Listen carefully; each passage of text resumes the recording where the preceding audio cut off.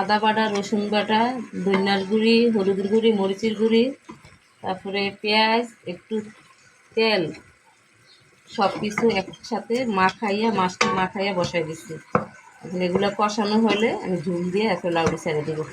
লাউ দিয়ে কাতলা মাছের মাথা দিয়ে রান্না করবো। এখন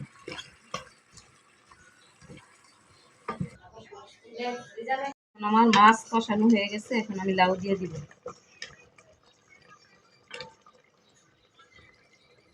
আমার লাউ দিয়ে দিলাম, লাউ কষানো হয়ে যাইতেছে।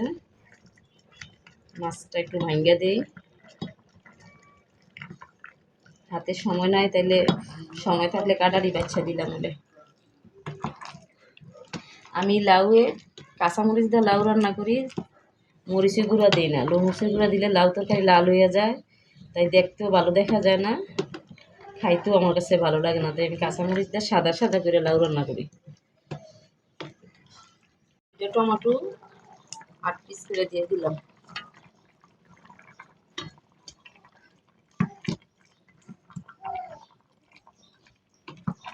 রান্না হয়ে গেছে, এখন আমি ধনিয়া পাতা দিয়ে নামাই ফেলবো। ধনিয়া পাতা দিয়ে তো নানু, লাউ রান্না করি, তুমি লাউ খাও? লাউ খাও না? লাউ তো শরীরের লেগে ভালো, সাদা তরকারি। লাউ খেলে শরীর ঠান্ডা থাকে, পেট ভালো থাকে, পেট ঠান্ডা থাকে। তুমি বুঝো না আপু?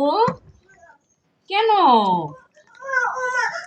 নানু অনেক রান্না করছি, তুমি খাইয়ে দেখো। বুঝতে পারছো নানু?